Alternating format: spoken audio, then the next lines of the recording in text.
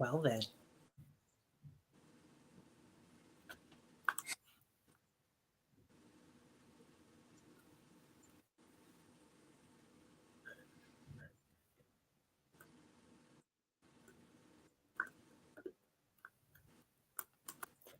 Technical difficulties there, but anyway, welcome to Tiger Talk Wrestling.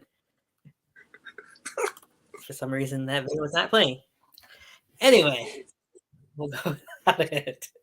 Quite the start we're off to. Yay! Woo woo! All right, I'm here. You guys know who I am. And we got the almighty Shazam joining us today. Woo! How you Doing good. How you doing this fine Sunday night? Good. All right. Now, Kev was supposed to be here. We'll see if he pops up at any point in time. If he does, he does. If he doesn't, he doesn't. But I gotta get from you, since you weren't able to make it in last week, and Kevin didn't show up either. I had the fun of doing this show by myself. I want your reactions from the Elimination Chamber from last week. Oh, where do I start? Anywhere you want, because I don't care. Okay, let's start with the Women's Chamber. The match was so predictable. You knew who was going to win it. And True. The fact they let Carmella last till the damn end, no thank you. That was terrible. I mean, and the way they took Liv out of the match was good because she didn't tap. You don't lose any momentum with her. And you gain more momentum with Natalya. And I'm just going to call her Kana because that's what the fuck she is. Right. So, I mean, as a whole match, I thought out of the two chambers, they were pretty equal on momentum and all that. But the Women's Chamber was predictable. Yes. Now, the highlight to me, because I like the stupid comedic crap of the Men's Chamber, was Austin Theory trying to hide in the pod from Gargano with the other side open, and there's Seth freaking Rollins, and then they close the door and beat the crap out of him inside it. That's priceless. Great creative. And then giving Montez those spots, perfect. I'm not a fan of Theory retaining the title, but you know, it is what it is. Oh, what else was on that match? Yeah, no, yeah, that big of let's see. Trying to save the big match for last. What were the other two matches? You had the mixed tag match. And then I don't know that you even want to talk about the other match. Oh, the Beast match. and That match was stupid. Terrible ending in that match. Sucked. I know. It was just terrible, period. I actually was not happy with the mixed tag match. I thought they could have done a lot more. Ended it in a more creative way. But it wasn't the worst match on the card. No, that's for sure. Now we got that one match. I knew for a fact Sami Zayn had no chance in hell of winning the title. But as the match drew on, Vincent Kennedy. You started believing, oh my God, Sammy's going to do it. And then Sammy doesn't do it, and you're crushed. I was so pissed. Fucking Montreal screw job. But it was a great match. I mean, I'm glad they didn't have Jay causing the match. Right? Like everybody, including we, thought they were going to. But I feel like that was originally what they were going to do, but they had seen that's what everybody figured was going to happen and decided, we're going to go a different direction here and throw everybody off. And then you had the Montreal Boys reunion at the end of the pay-per-view, which was nice. Sort of, kind of. We'll get into that more, but It's better than what it has been the last couple of months. That's true. But out of a scale of 1 to 10, Sammy's 8.5. That's a decent score for it, I felt like. And that one match that we didn't really talk about kind of just brought it down because it would have been a lot higher, I feel like. But. It would have been easily over 9, close to 9.5 for sure. So I know we're not really talking about that match, but I do want to talk about the rivalry that those two had. I feel like it can't be over between them, but not with that shit, man. Right. But my thing is here, they've had 3 matches. There hasn't really been a decisive winner out of any of those 3 matches. And those 2 men, Bobby Lashley, for years talked up how much he wanted to fight Brock Lesnar. He finally gets the opportunity to, and then creative books this shit for those 3 matches. I mean, they had a really good match, the first one, up until the ending when Roman and Paul Heyman get involved to cost Brock the title. But the second and this last match, they completely suck, to put it lightly. Agreed. I mean, Triple H, great job on 4 of the 5 matches. Right. No. Great job on all the matches because that didn't even have enough style to be a match on its own. Right. That was just a in-ring segment. Felt like it. We're about to talk about Raw, and we'll go more. There's a little bit more we'll talk about those 2. But from there, any last things you want to say about Elimination Chamber before I move on to Raw, though? I'm all set. All right. Let's move on. We start Monday Night Raw. We'll get to some wrestling news at the end here, by the way. I know there's a few things that we got to talk about that happened in wrestling this week. The show kicks off. We got very unexpected, I felt like, to have Sami Zayn kick off Monday Night Raw. Of all the people who was expecting to see Sami, who closed out Elimination Chamber 2 nights before, to be the first face that you see on Monday Night Raw when he's a SmackDown competitor. It's Canada, eh? And that's about it, too. That's what it felt like. Comes out there, gets the big pop again. Thanks the crowd for all their support over the weekend. Sami had a lot to say here. Obviously, he's got issues with the way things went down with that match. He wasn't feeling the greatest afterwards in the press conference. I don't know if you've seen that or not, but I did. But leads to eventually KO because he wanted to talk to Kevin Owens, helping him out. Which, of course, brings out KO. Okay. Yeah, I know it shows. Okay. Shows me kind of off there.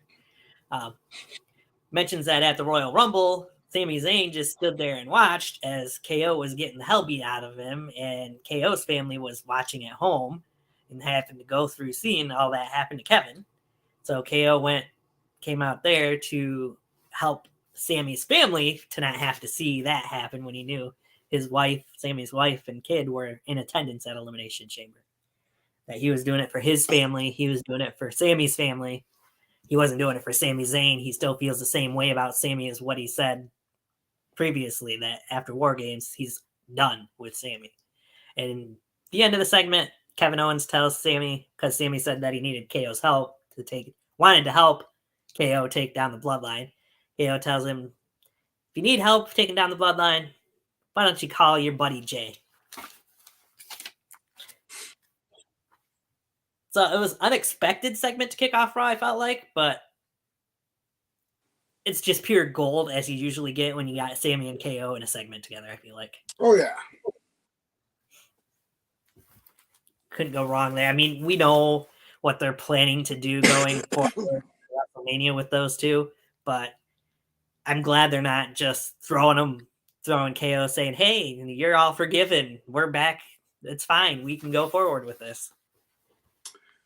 KO's not going to forgive him till like the go home show before Mania or the week before that. And who's to say he'll fully forgive him in the long run? I mean, he might just be like, hey, let's take those tag titles. I gotta do it. Yeah, pretty much.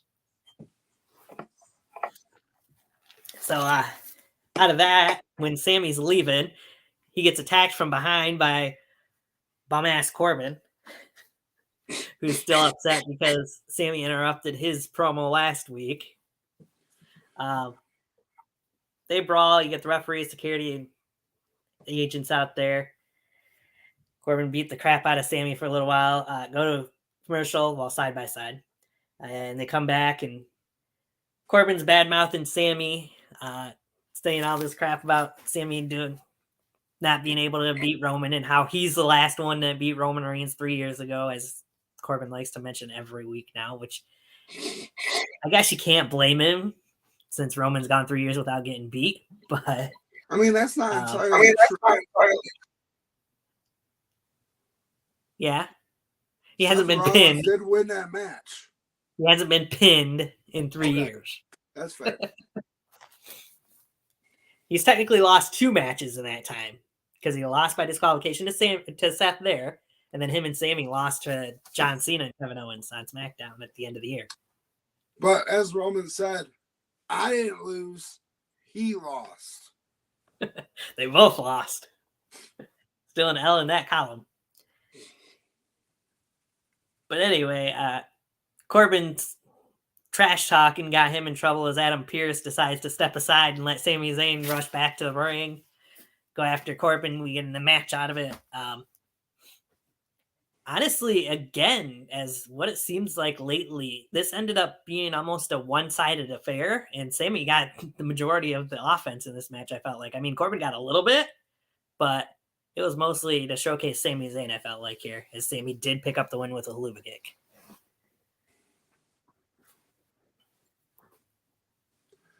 I mean, I feel like they're doing everything to rebuild Sammy, to make him kind of recover from the loss and whooping he got. Yeah, I can see that. I mean, I don't feel like they really need to rebuild him because the crowd's still going to be behind him. I mean, we'll talk about it more later, but we still seen the reaction he got on SmackDown as well, and that wasn't in Canada anymore at that point. So,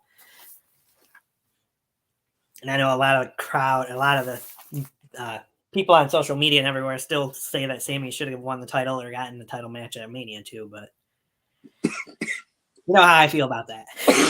I mean, if they were splitting the titles, I could see it. Right. But they're not. So they're not. Which means Cody's not getting it. I don't know that I agree with that, but hey. I think they're going to let Roman hit that milestone and then lose the belt. And that milestone for so many days being champion is after Mania. Maybe. We'll see. I just feel like right now, with as long as he's been champion, WrestleMania is the only place he should lose it. Oh, he's going to lose it at WrestleMania Backlash. I don't know that Backlash. I was going to say, didn't you see? It's just Backlash again. About time. Right. All right. So then they showed highlights from the mixed tag team match and then showed Rhea and Dom backstage. Saxton talked with Rhea and Dom. Nothing important. They went to Kathy Kelly, talked to Austin Theory. Nothing important again, really. And then we go into Dolph Ziggler versus Mustafa Ali. Built off of a social media encounter they had last week. Built off of everything that's been going on between those two really backstage lately. So basically, you mean Dolph Ziggler putting over Mustafa Ali? Yes, pretty much. I mean, Dolph got some good shots in there. He got his offense in for the most part, but it was a little bit surprising the way the match ended with the roll-up from Ali to get the 3 count and Ali acting all surprised. And was he actually acting surprised, or was that all... You know, there's been so many times where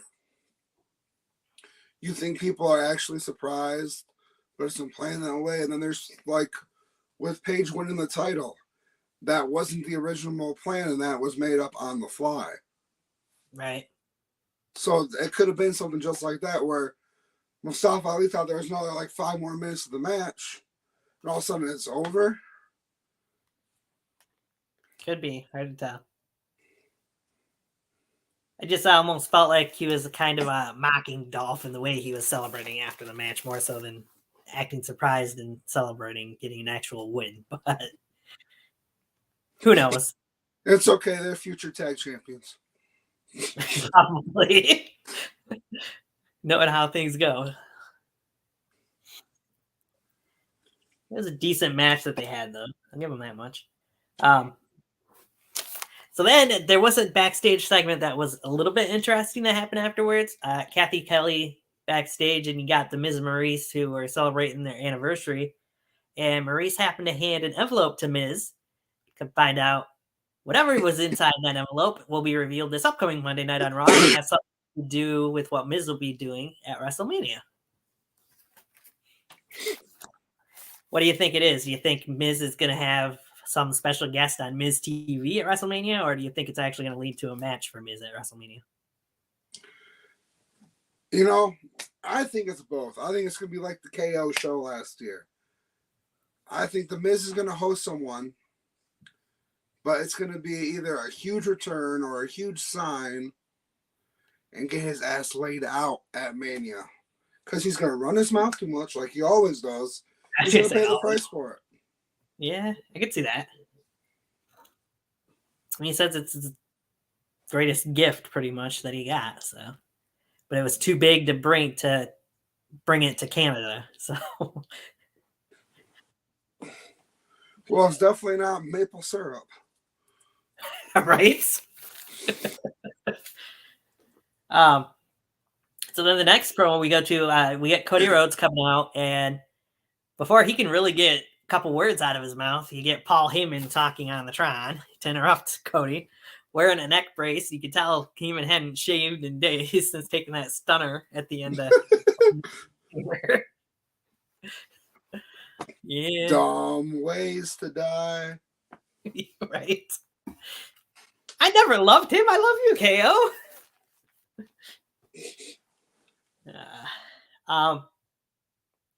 To be honest here, this Cody and Paul Heyman segment was kind of a flop to me. I know it was, I read other afterwards, they kind of cut this one short because they didn't want the crowd to start a Sami Zayn chant pretty much and wanting the Sami stuff to overcome Cody. But I still feel like they should have gave Cody more time here. Heyman got his stuff in, yes, and I could see them potentially bringing Brandy into this rivalry now after him benching Brandy in the ways that he did, but Cody didn't get much of anything out in this one, and nothing new. Anyways.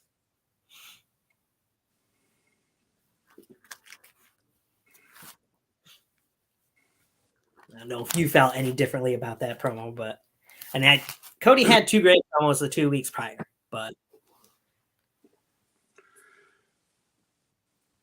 I'm going to be honest with you. I muted the TV during this because there was nothing going on with it.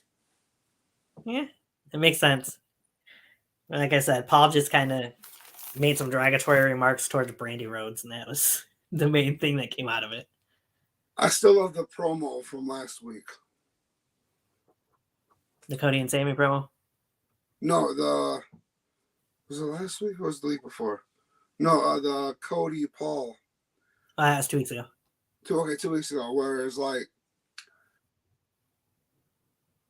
he loves you as a son, but Roman Reigns was the son he wished he had. Yeah. Oh my God.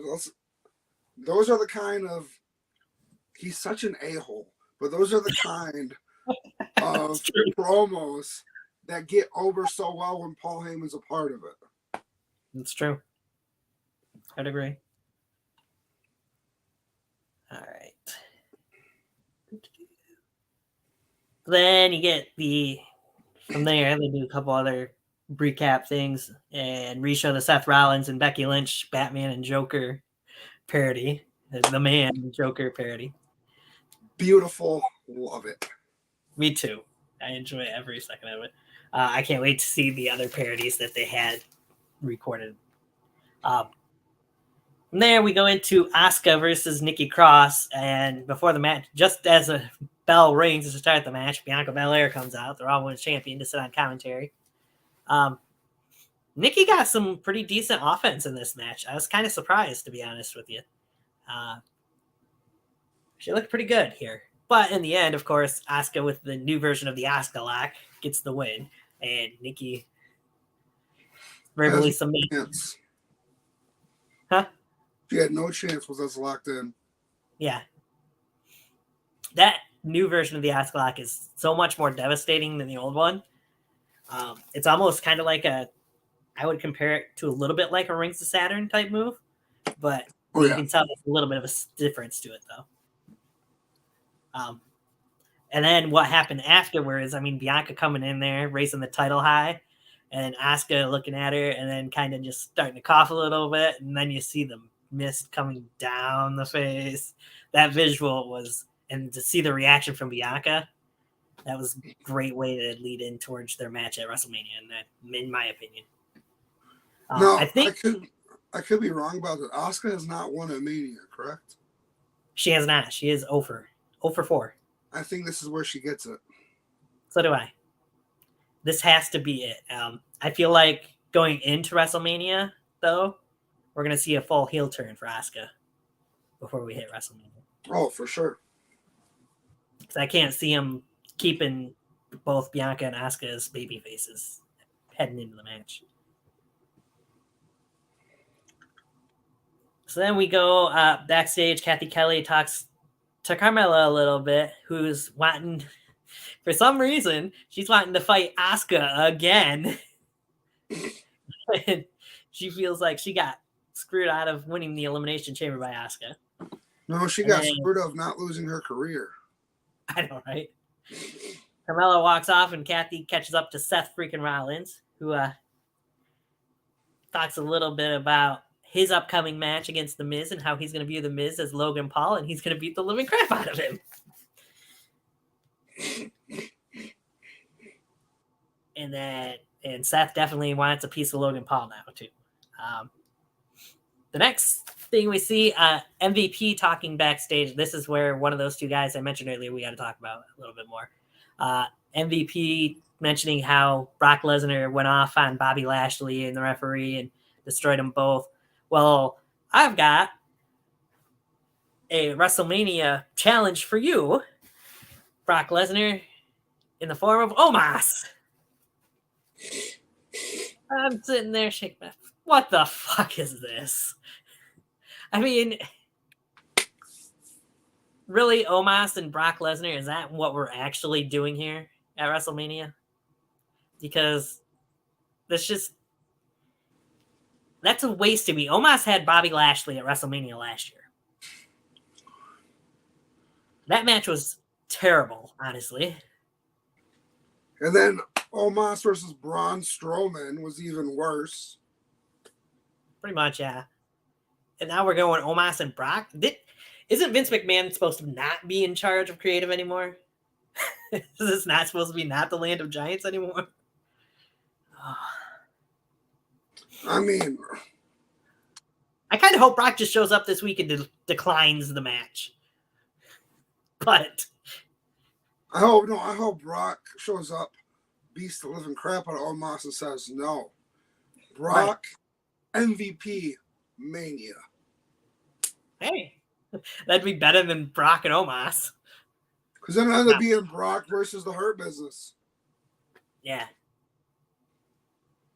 Oh, wait. They might need to help Bobby with something else. Yeah, I know, right? We'll get more into that as the week goes by. So then we go into the Miz and Seth freaking Rollins match. Miz got good offense in here. It was a really good match. But it was like that, pretty much. A trigger. Something triggered Seth freaking Rollins. Actually, not something. Miz triggered Seth Rollins because he mentioned Logan Paul's name again, right towards the end of that match. And then Miz would proceed to eat not one, not two, but three curb stomps. I'm not calling them stomps. And then the referee decides at that point, this match is over. There's no continuing for the Miz, and calls the bell and holds off Seth. He tried. The referee even tried talking Seth and not delivering that third stomp. But this is a side of Seth freaking Rollins that I think we haven't seen in a really long time, honestly. Yeah, I agree with that. It's been forever since we've seen this. And maybe kudos to Logan Paul for bringing this out of Seth, but who would have thought? Right? Exactly. If this is the Seth we're going to get at WrestleMania against Logan Paul, I would not want to be in Logan Paul's shoes. That's for sure. Nope. I mean, Logan's had some really good matches against Miz and Roman Reigns, and I'm sure it'll be a great match with Seth at Mania too, but this is a whole nother level that you're getting Seth freaking Rollins on. Because to me, this is more like, I don't even know which version of Seth to compare this to. Almost, I would say when he was the Money in the Bank winner. Not just with J&J, but back around that area when he first won the WWE title. That's a throwback. J&J Security. Right? All right. Then we go on backstage again. Carmella and Adam Pearce, and Adam saying that Carmella's got his match, and she's got her match next week against Asuka. And then Adam gets Chelsea Green on the phone, and Chelsea's saying that she couldn't go to Canada, which there's supposedly some reason that she actually couldn't go into Canada, which I don't exactly understand because she is a Canadian, but I don't know what the reasoning is that she couldn't go to Canada for Raw. I thought she can go to Canada. She just couldn't be, what was it, in Ottawa or somewhere, Ottawa or Toronto? Maybe, I don't know. She couldn't be there. That could be. I'm not sure on the whole story, but she supposedly was sent to Ottawa, Illinois, anyway. Was the whole picture, the whole segment on there. Adam saying that she was breaking up, and then I hung up on her. Said that, hey, at least you're in Illinois, so you're close to Grand Rapids, where we'll be next week for Raw. Would have been funnier if she was in Ottawa County in Michigan. I know, right? And then we go past Chad Gable and Otis talking about how Gable's would be better fit for the Maximum Male Model. Otis, sorry. Yeah, you better say Otis. Gable saying he'd be a good fit for Maximum Male Models, and Bronson Reed comes in, leading up to their match later in the show. I don't know. This whole Maximum Male Models and Chad Gable and Otis thing is not my cup of tea, but Bronson Reed needs to move on from that into something better, I think, too. No offense to Gable and Otis, but Reed can do better than going against that tag team right now. We'll get into that match in a little bit, though, because before that, we get Ding Dong. Segway, come on. Hello. Bailey out there congratulating Io and Dakota on their long reign that they've had as the women's tag team champions because they've just reached over 100 days. When's the last time they defended them? Good question, because I can't remember. It's been quite a while. She mentions the people that they've beaten during the reign.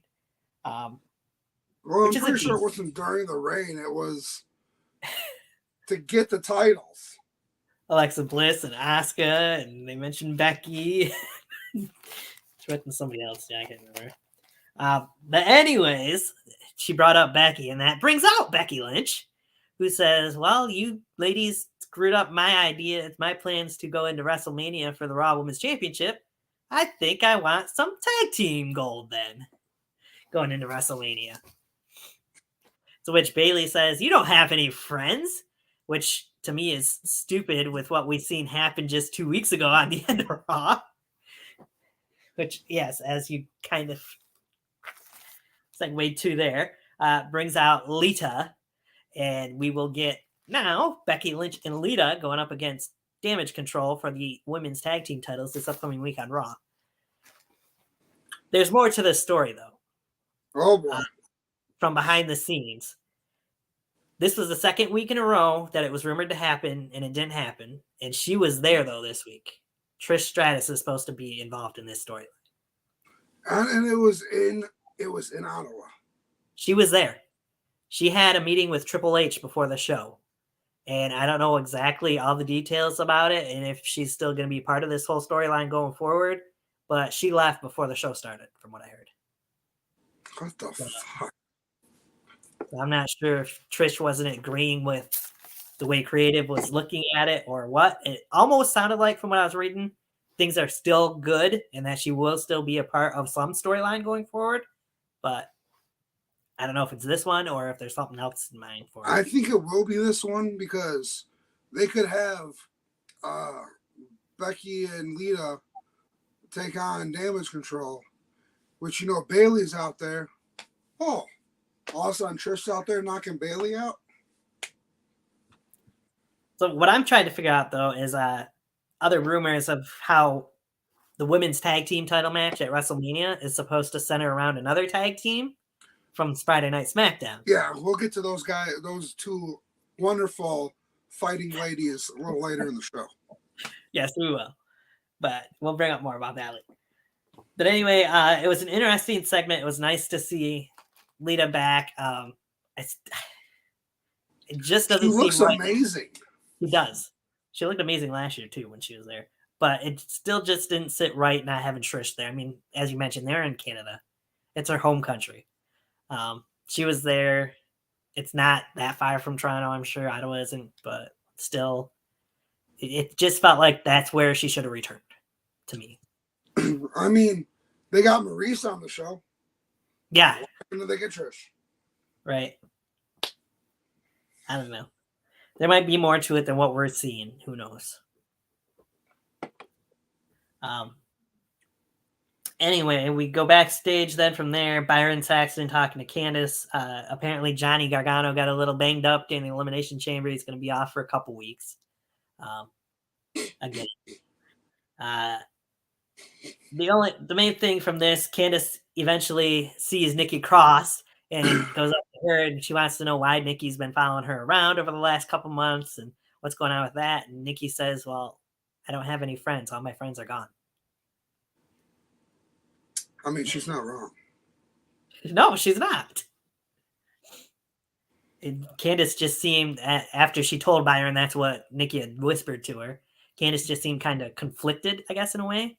Like she didn't know what to really make of it. It's going to be interesting to see where this goes, especially knowing, having seen that there's rumors of Nikki's friends, or some of them, returning. So we'll see where it goes with that. Yeah, we'll talk about that later. Yeah. Especially since never mind. We'll get into that. Yeah. We'll move on. Then we get the Chad Gable and Bronson Reed match. Personally, probably my second favorite match on this card, on this show. Gable and Reed had a great match here. The things that Chad Gable can do, holy shit. I mean, he deadlifts Bronson Reed, who's 330 plus pounds, and I mean, a rolling German suplex to this guy.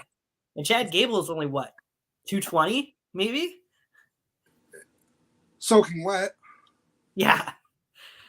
It's unbelievable that he can do the things that he does. I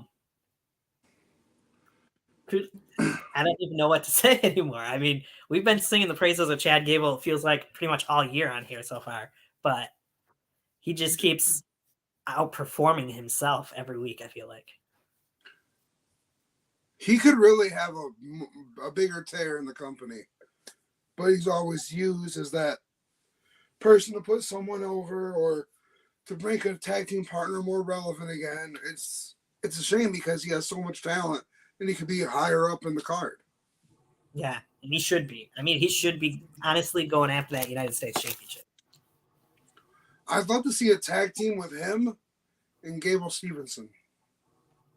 Yeah, that would be interesting. Him and Gable Stevenson. There was rumors at one point of them two facing each other at WrestleMania, but I think those have died down. That would be an insane match.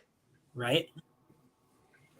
But the only thing I didn't like about this one or the main event, which are the my two favorite matches on the show, was the way they ended, which we'll get into the main event in a little bit. But I mean, you get Maxine Dupree out there, and she's talking to Otis on the floor and giving him her business card to him, and that distracts Gable and leads to Reed getting the advantage and hitting the tsunami. No offense, and I know I didn't do him justice there, but nobody could. Reed picks up another win as he's in singles action, still undefeated since returning to WWE. Who's going to beat him? It's a good question. Who is?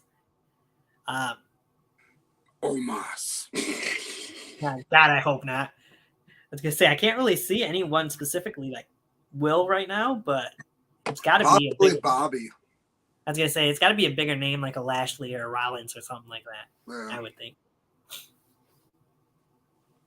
Cody Rhodes. Yeah, they could do that. I wouldn't put it past them. They won't, but they could. Right. So then from there, they show Austin Theory preparing backstage, and then we go back to the ring, and we got Elias in the ring. And Elias telling Rick Boogs that he better be taking notes. They show Rick backstage writing notes down on a piece of paper. Elias talks some trash and pretty much issues an open challenge. Well, his open challenge gets answered, so as to speak, by the almighty Bobby Lashley, who is not in the mood for any of the Troubadour's tricks, so to put it. Bobby came out there and beat the living hell out of Elias. Oh, yeah. That's an understatement. Right? I mean, got him in the hurt lock, what was it, twice, I think, out there? Yeah. But Lashley saying pretty much afterwards, you're not going to disrespect me. I'm not going to take disrespect from Brock Lesnar. I'm going to take disrespect from Elias, not from Bray Wyatt, not from anybody in this locker room. That was the gist of Bobby's saying there. I almost wasn't expecting to see Lashley on the show after the end of the match between him and Brock at Elimination Chamber, and this late in the show, I mean. Yeah. I was surprised to see him be out there. Kind of sucks the way things are going for Elias in a way, but we'll see how things turn out for him. He needs Zeke to come back. Maybe. We don't walk with Elias. Speak with Zeke. Yeah. From there, they go backstage. Byron talks with Edge. Edge mentioned how his time's winding down. He doesn't have that much time left in his career. How the last time he wrestled in Ottawa was, 17 years ago, I think he said? Something like that, 15, 17. Yeah. Hasn't won a title since he retired. Hasn't been a champion since he retired. Pretty much tugging at everybody's heartstrings with all the facts and knowing that Edge's career is winding down, unfortunately, again. Leading into the main event, which was Edge and Austin Theory for the United States Championship. And this one was my favorite match of the show. Again, I'm not a huge fan of how it ended, but I knew going in, felt like going in, once I heard this match was happening, Austin Theory was definitely winning this open challenge. But there was a lot of times during this match, Edge looked like he was on the verge of winning that title. Oh, yeah. And looked like he could have won it. We've seen all kinds of... What's that? Damn you, Finn Balor. I know, right?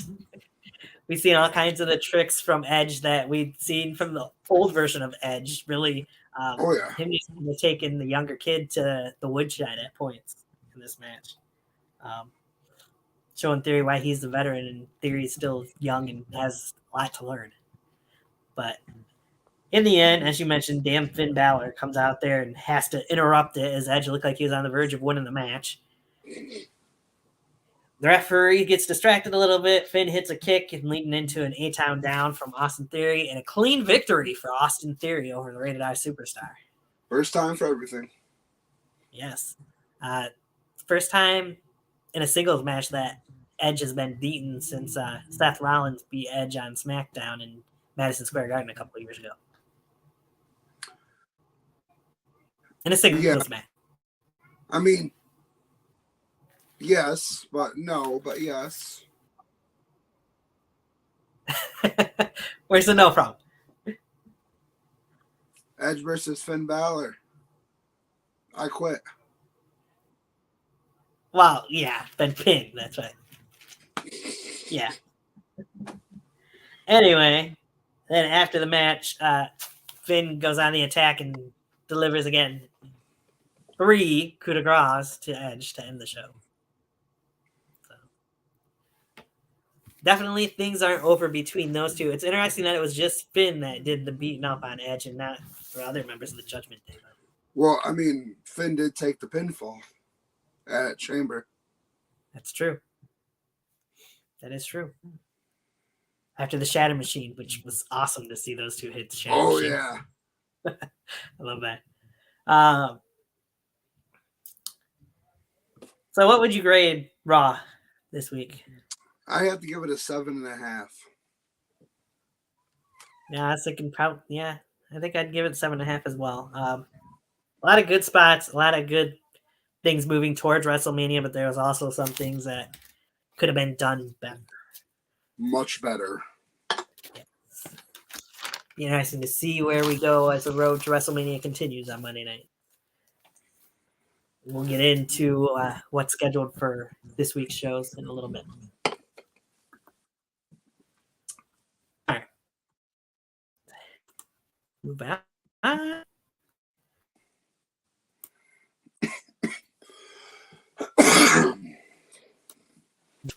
Week. Work with me here. There it goes. And all right. So we start off the show. Again, I don't really write down the promo stuff that happens on here, so we don't talk about that too much. If there's anything that, if you did see NXT and there's anything that specifically popped out in your mind, you can bring it up at any point. There's a couple things I know I will mention, but the show starts off with Trick Williams versus. Huh? I got something to say when you get to that match. Okay. Just starts off with Trick Williams versus Ilya Dragunov. You had JD McDonough coming out and being on commentary. Trick came out with his own little hyping himself up pretty much like he usually does for Carmelo when Carmelo has a match. It's interesting to see Trick Williams. We don't get Trick Williams in matches too often, and he looked really good in this match, but Ilya Dragunov was just a little bit better. Just a little bit. Just a little bit. Torpedo Moscow got the victory for Ilya Dragunov, as I think pretty much everybody would figure as his first match back after the injury and visa issues. I was impressed, though. They did give Trick a few spots. It was nice. They did. It was nice to see something different from him. There has supposedly been talk of bringing up Carmelo without Trick when Carmelo gets caught up to the main roster. I don't agree with that. Trick will survive, and this is I gotta say it. I don't think Trick will survive in WWE next without Mello. Right? Someone had to say it. New Japan, yes. I know. But yeah, it was a really good match to kick off the show. Oh, for sure. Then we go from there into the dyad with Joe Gacy and Ava out with them, going up against Hudson with the Hale. I honestly couldn't really get involved in this match too much. Like it just didn't catch my fancy, I guess. No offense to the Dyad, because I think Jagger Reed and Rip Fowler are a really good tag team, but this match just didn't do it for me. I mean, I know they're still playing off the whole Ava kidnapping Thea Hale a couple weeks ago and whatever happened there, but it kind of came back to haunt him, of course, as the Dyad would pick up the win, and then afterwards, I don't blame Duke Hudson for reacting the way he did, to be honest with you. Telling Andre Chase that he needs to stop treating Thea Hale like a little kid and that she needs to grow up. Is this a university or a charity? Right. And like I said, you can't blame Duke Hudson for feeling that way. I mean, they've been on a losing streak for the most part, other than Duke and Andre winning that fatal 4-way a couple weeks ago. So Duke was wanting something better, and that might be what it takes for him to get going better, is to maybe cut Thea Hale off, or not to have her out at ringside with him at least. Who knows? But something's got to change there for Andre Chase and to do better. So then, you'll probably like this match. JC Jane versus Indy Hartwell. If you want to call it a match, it went a decent length up until JC looked like she might have had to win, but go ahead. GG Dolan returns with actually a big pop from the crowd. And she beats the living crap out of her former Toxic Attraction running mate, JC Jane. They brawl out a little bit, and it's definitely different to see those two fighting each other instead of fighting with each other. I like Gigi so much better as a single star than as part of Toxic Attraction. I can see that. I honestly feel like they both are better off that way, because I'm not a huge Mandy Rose fan, but I just didn't see Toxic Attraction going anywhere once she was released as a faction of any sort. Right. So I think it'll be better for both of them this way. Unfortunately, that was a DQ for JC Jane, as Indy Hartwell continues to keep losing. When the heck are they going to just bring her up to Raw and have her be with Candice and the rest of them? Because it feels like that's what they need to do. All she does is lose, pretty much, in NXT nowadays. I mean, like you said, yeah, because they got Johnny's up there, they got Candice up there, they got Dexter. Or Sexy Dexy, as you call them. We need an Index reunion again. Yes. But anyway, then we move on. You got Malik Blade and Idris Anafi versus Gallus, the NXT Tag Team Champions. I've seen some of Blade and Anafi's previous matches, and I felt like they looked better in some of their previous matches, more so than they did in this one. They are two talented young men, but Gallus just kind of dominated them in this match and picked up the win. But I felt like it's what happened after the match that was a little more noteworthy than what happened during the match, before the match. It was delicious. That's one way to put it. You get two guys coming out there with a cake, a celebration cake for Gallus, except for it's not a celebration for Gallus winning the NXT Tag Team titles. It's the anniversary of Gallus losing the NXT UK Tag Team titles to Pretty Deadly. So then those two gentlemen that brought out the cake eat the cake as Gallus pushes them face first into it. And then... Quite literally. Literally, yes. And then Pretty Deadly from behind assaults Gallus with weapons. And this... I don't think we've, even in NXT UK, never seen this side of Pretty Deadly in WWE. They're finally living up to their name. Yeah, they were looking pretty deadly. Yeah. They waylaid on Gallus. My question is, though, with this whole situation, you got two members of Gallus there. Where's Joe Coffey? She's getting coffee. Sure. I mean, I don't know if it's still a visa issue, is why he hasn't been back on NXT or what's going on there, but it seems like, especially after that beatdown, they would probably be bringing Joe Coffey back sooner rather than later to help out his brother and his friend. But we'll see where it goes. All right. From there, we get Tony D'Angelo, the Don NXT versus Von Wagner. A decent match. I felt like Von Wagner's match with Wes was a little bit better last week, but this was still a decent match, and Tony D'Angelo ends up picking up the win. Where are they going with this whole Von Wagner, Mr. Stone storyline, do you think, though?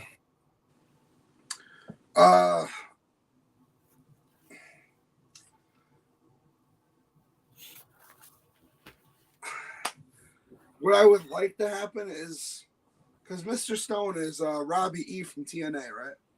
Yeah. Or Robbie. I would like to see him back in wrestling, like actually wrestling. Right. So I'm wondering if they're building to a Von Wagner versus Rob Stone. Possibly. I mean, he kind of cost Von Wagner the match here because Von was too busy paying attention to him sitting down on a chair and during the match and watching it from outside the ring and wondering what the heck he was doing, which cost Wagner, which is partially Wagner's own fault because he should have been paying more attention to Tony instead of trying to figure out what Stone was doing on the outside. But right. But Von Wagner's also not the smartest. That's true. Of course, we get the backstage segment and Mr. Stone telling Wagner again he needs him to help him help him. Like, okay, whatever. And Von Wagner saying he's not sure how he's supposed to help him. But all right, and then we move on. You got Elbow Fire with Isla Dawn facing Ivy Nile with Tatum Paxley. Earlier in the show, Tatum Paxley had said something about staying in the back. Ivy telling her, no, we're a tag team. I need you out there with me. You can't let these two ladies get into your head. Interesting things that come about from this whole situation, though, because it almost feels like when after Ivy left during that promo earlier in the show, Tatum kind of looked at that Diamond Mine sign almost like I'm not actually part of Diamond Mine or something along those lines. Like, am I really your partner? Am I really part of this? Is what I felt like. I will say, though, Ivy Nile is probably one of the most underrated women on the NXT roster. I would agree. She should be a lot higher up than what she is. I agree. She is very talented. Happy birthday to her. Not that she'll actually see it, but her birthday is today. I seen on social media today. Well, so. in that case, happy birthday, Ivy. You rock.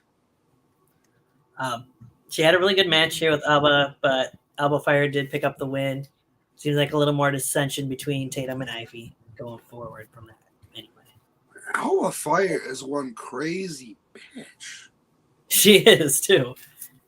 So is Isla Dawn for that matter. But I mean, Isla Dawn is beyond crazy. That's true. Mental asylum already. Yeah, that is true. All right. So I'm trying to think. I don't think there's anything to mention promo-wise worth mentioning up until after this next match. So the main event, Jinder Mahal with Indus Sher in his corner versus Braun Breaker for the NXT Championship. The main thing I'll point out from this is apparently the Creed brothers aren't done with Indus Sher yet because they came out and took Indus Sher to the back fighting with them, which was good to see to make it one-on-one. Can you really get into a Jinder Mahal match, though? Honestly, it was still hard to get into this one, and it was predictable, as you mentioned, for a couple matches at Elimination Chamber. You knew Braun was winning. Braun did win. It's what happened after the match that was more telling to me. Braun Breaker celebrating, and then they show up in the lift or whatever you want to call it, the catwalk almost. Carmelo Hayes looking down on him. And then we cut from there to the production truck where Grayson Waller's taken over the production to do his whole DX thing. And Grayson Waller mentioned that he wants to do a Grayson Waller effect on NXT Vengeance, or not Vengeance Day, wow, Roadblock rather, or past Vengeance Day. And he wants his special guest to be none other than the Heartbreak Kid, Shawn Michaels. Quite the interesting way to end the show. I read a rumor of where this could lead to, and I will spoil what it did say. Shawn will come out for this whole Grayson Waller effect promo, but Shawn will end up picking a person from the NXT roster in place of him to face Grayson Waller at Stand and Deliver the night before WrestleMania, or the morning of WrestleMania Night 1. There's a rumor that that person could be the debuting Dragon Lee. That would be epic. I would love that. Right? Just seen that rumor yesterday. I was like, oh, Dragon Lee and Grayson. What about that link about who's going to be making their main roster debut? What's that? There was a leak on, I first saw it on Twitter, that within the next few weeks, Zoe Stark will be officially on the main roster. I could see that. She did have a little promo backstage during NXT too, but it wasn't anything. And she was in the Rumble. Much, but yeah, she was. I could see that happening sometimes. There's another former NXT, I guess you could say, superstar who's kind of in flux right now, though, too, because he's supposed to be done with NXT, but yet they haven't figured out what exactly to do with him yet on the main roster. That'd be Cameron Grimes.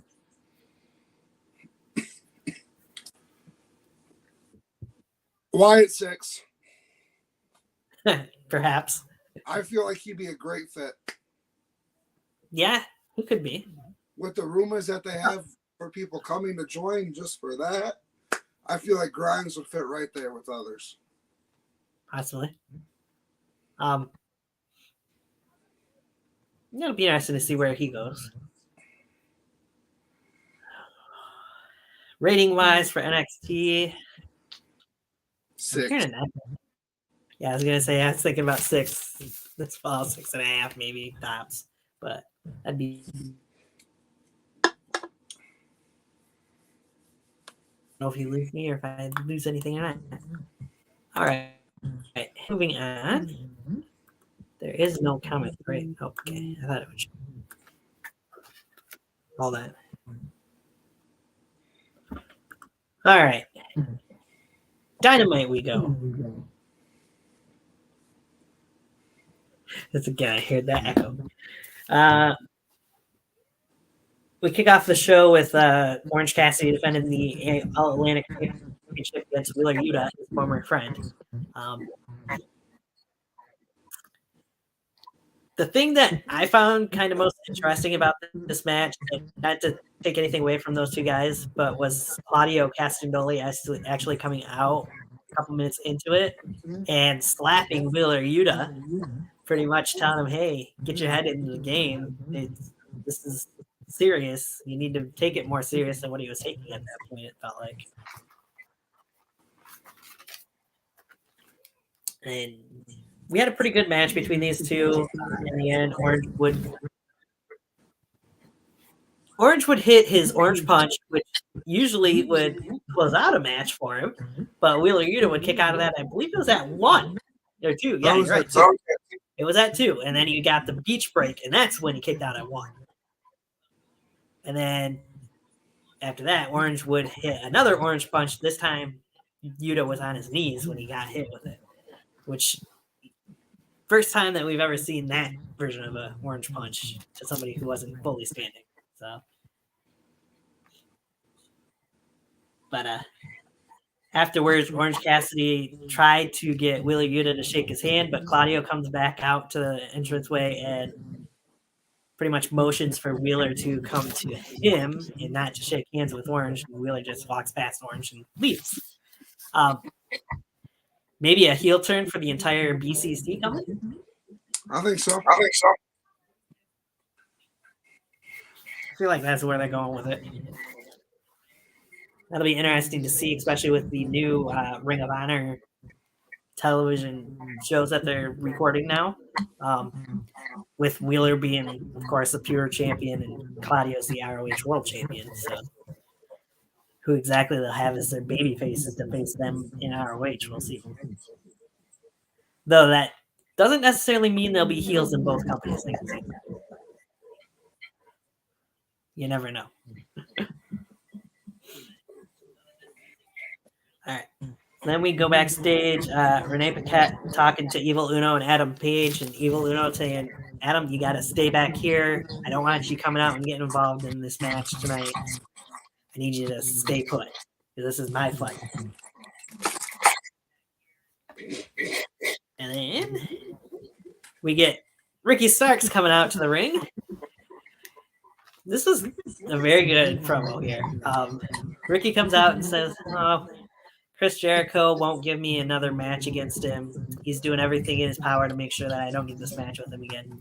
But you can't have a revolution without me, as you hear right in my theme song. The revolution will be televised. So Ricky Starks pulls out an open contract for anyone to face him at Revolution, which brings out Chris Jericho. And Chris says, oh, I know what you're doing here. You're trying to bait me into coming down there and signing this contract and agreeing to the match with you at Revolution. That's not going to happen. So then, Pretty Peter Avalon comes out to sign the contract, and he gets leveled with the Judas effect from Chris Jericho.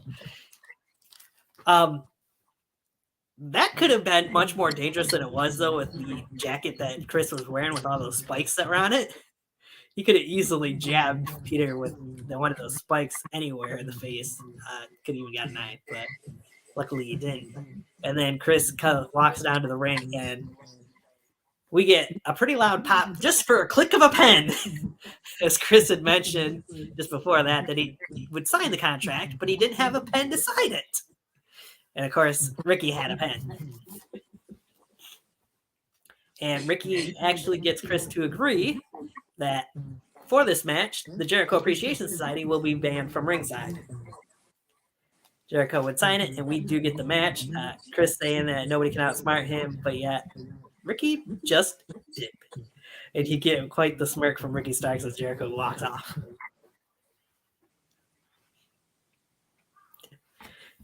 So Ricky knew he won up Chris Jericho there. It's too bad he's going to lose. I know, right? Yeah, I can't see Chris losing twice to Ricky here. He lost to him a couple weeks ago, so about a month ago now. All right, and then we go in. You got Lee Johnson and Big Bill from the Firm going up against the Acclaim, Max Caster and Anthony Bowens. Max bringing up Enzo and Big Cass during his rap. You can't teach that. SAWFT. So Cass, Big Bill's girlfriend said that he was that. So, all right.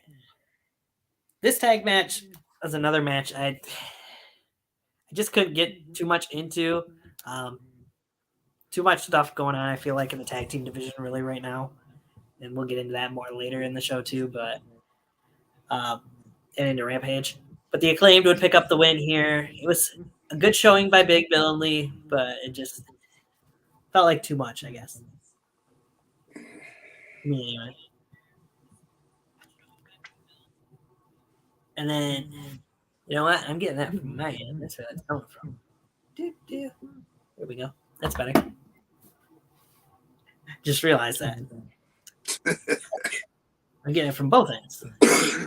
So then we go up to the ramp, and Tony Schiavone has Christian Cage out there to talk to him and find out why Christian attacked Jungle Boy last week. Well, before Christian can even get a chance to talk, Jack Perry comes out and attacks him from behind. Jack got some pretty nice licks in there, but the issue is what pretty much has been the issue for Jack Perry, I feel like, so far in his career in AEW. He had Christian down, puts a chair underneath him, but he hesitates. He couldn't pull the trigger.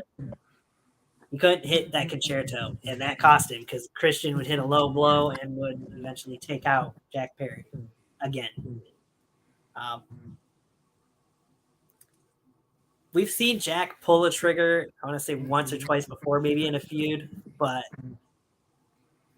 he's gotta find a different way if he wants to actually stand a chance with Christian Cage if this feud's gonna keep on going. Just needs to hit an RKO out of nowhere. That would do it. We've seen that plenty of times. Oh yeah. The wily veteran getting the better of the young guy here again. They go to a Samoa Joe promo, pre-tape promo, talking about the match with Wardlow and how Wardlow's gonna wish that he never got another match with Joe. Pretty much, what's the gist of that? Then we go into Sky Blue versus Saraya, and I thought this would be pretty much a squash match, but they gave Sky Blue pretty good offense in this match, and she actually had this match won at one point. However, Tony Storm interrupted distracted the referee from counting the 1, 2, 3, and Saraya would then lock in the submission move. I don't even know what they're going to call it there. She's used it before when she was Paige to win matches too. So it did lead to a tap out. Sky Blue tapped and Saraya wins. But before Saraya and Tony Storm could spray paint Sky Blue, out comes Jamie Hayter and Dr. Britt Baker. And then as they're running away from Britt and Jamie, Ruby Soho comes out and kind of points in between those two and points down to Jamie because she wants that AEW Women's World Title.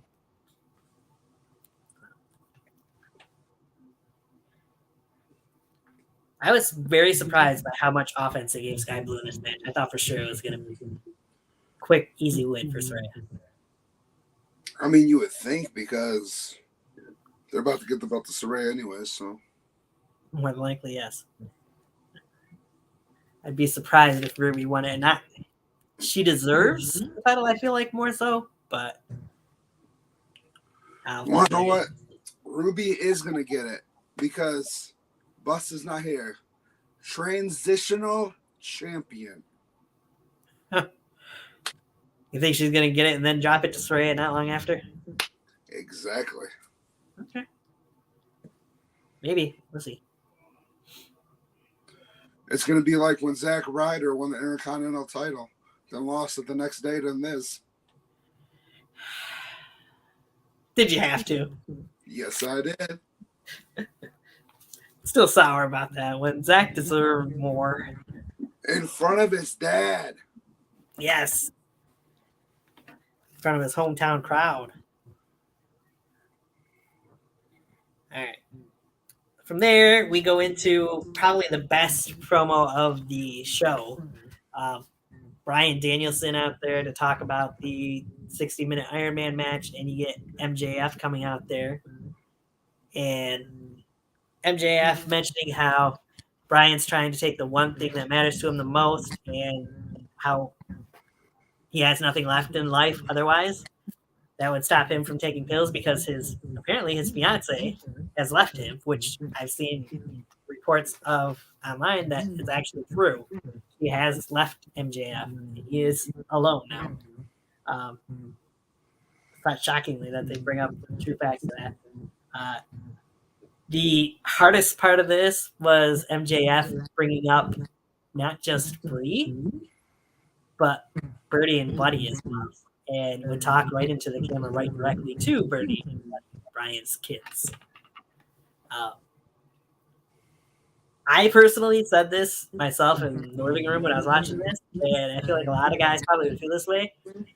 Once MJF first mentioned Bryan's kids and Bryan told him not to bring them into it, I would have been getting out of that ring and beating the living shit out of MJF as soon as he started saying anything to my kids. Not just standing there and letting him do it. When is MJF's contract up? sometime next year. Oh, well, never mind then. Supposed to be the bidding war of 2024. Because, I mean, they could really set this up for, like, MJF loses the title, so he's lost everything. So, oh my goodness, they're doing a bum-ass Corbin angle. That could be. Just thought of that. They could. They had a pretty decent brawl after MJF brought up Brian's kids anyways, get security out there, referees, agents. It was the first time these two really physically got involved with each other other than MJF taking cheap shots and attacking Brian from behind.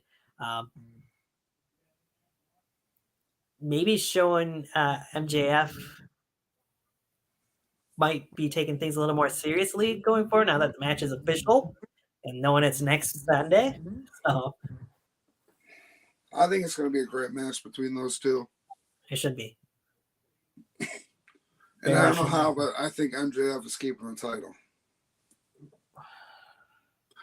I know it's hard to say that, but I think with the storyline they're going to go, I think he'll keep the title. Yeah, I feel like, to me, I almost feel like it's his first pay-per-view that he's defended it at, so he'll probably keep it. But I can also see Brian getting it too. So I don't know. I mean, he is a WWE guy. He is. You know, AEW loves putting titles on WWE people. They do. All right. Then we go in. Tony Schiavone talks backstage to Jamie Hayter and Britt Baker, and Jamie says, "Hey, you know what? I've had enough of this with Saraya and Tony and Ruby. Give me both Saraya and Ruby Soho at Revolution. We'll have a three-way for the women's title." Then we go into the 10-team Revolution Battle Royale, where the winning team will go on to the fatal four-way match for the tag team titles at Revolution. The Lucha Brothers took out Nice and Daivari early on. Yeah, Nice and Daivari were one team in there. You got Aussie Open, Top Flight, Butcher the Blade, Alex Reynolds and John Silver, Preston Vance and Roosh, Lucha Brothers, Angelo Parker, who stood outside the ring for half the match. Chuck Taylor and Trent Beretta, the best friends. And then the eventual winners, Jay Lethal and Jeff Jarrett. Because Jeff Jarrett would win the match thanks to Satnam Singh, who saved him and Jay Lethal multiple times in this match. So, yeah, that was a battle royal. What else can you say about it besides everything else? Wrong team won it. I feel like there's a certain team that should have won that, and they didn't. That being the Lucha Brothers. Yeah, I could see that. I felt like Top Flight should have the way things have been going, but the other one that also I felt like would be good to put in just to take a pinfall. Best Friends. I could see Best Friends still winning the Casino Battle Royale this week. Yeah. I don't think Jay Lethal and Joe Jarrett needed this. Me neither. So many better options. Right? Anyway, Jeff Jarrett wins the match. He last eliminated Trent Beretta to win it. I mean, a couple minutes before that, he beat Trent up outside the ring quite a bit, too. So that was a whole lead into that. We go to a House of Black segment. This is just them talking about the Elite and their trios tag team match at Revolution. Renee Paquette backstage with Tony Khan for Tony Khan's big announcement. Tony Khan calls in Adam Cole. The big announcement is they got a new show called All Access, I think. That'll be debuting. It'll be a 1-hour show after Dynamite next month. It's like that meme going around. If having an announcement was a person, Tony Khan. I'd agree. His announcements are Other than the Owen Hart tournament last year, his announcements have been pretty lackluster, honestly. Even though they claim that they're these big announcements or whatever they want to put in there. I was kind of called in Adam Cole. I was actually expecting an announcement from the Owen Hart tournament to return because it's supposed to be in place again. But no, instead we get an all access. Because that's so much better. Right. Then they go backstage to Sonjay Dutt, Jay Lethal, Jeff Jarrett, and Satnam Singh celebrating their victory. And the Guns come in and say, hey, we don't have to have a fatal four-way match. They'll have just you guys versus us at Revolution. We just take out everybody else, and then we won't have to worry about it. I mean, that is fair. It's smart on the Guns' part, honestly. From there, we move on to the main event. You got Moxley and Uno. Uno was busted open. I feel like it had to have been the hard way in this match instead of he was bleeding quite a bit on that. And he looked really good, I felt like, against Moxley here. That's probably the best, maybe one of, if not the only singles matches that he's really had in AEW. But I felt like he looked really good. Moxley, of course, gets a win as Evil Uno passes out in the bully choke. What did you take out of that match before going to what happened after? You know, I didn't think much of it because I'm not a fan of Evil Uno. I don't think he's used very well. I don't think he has talent compared to who he always versus. Yeah. With that being said, though, I thought it was a great match. And it was cool because usually in a Moxley match with a nobody, no offense, but with a nobody, Moxley carries the match. Right. And he really didn't in this match. Right. I agree. Then after the match, Moxley would go after Uno some more. And then John Silver and Alex Reynolds would come out and go after Moxley, bring out Yuta and Claudio, and then Hangman, of course, comes out as well. And Moxley does what Moxley does best. He blades after Hangman starts beating him up some. The show pretty much ends with those guys brawling. I felt like, personally, they just had the wrong thing happen at the end of this show. Right. I agree with that. I felt like Bryan Danielson and MJF should have been the closing part of the show, not this match. Oh, for sure. Because everything after that promo just kind of felt flat, in my opinion.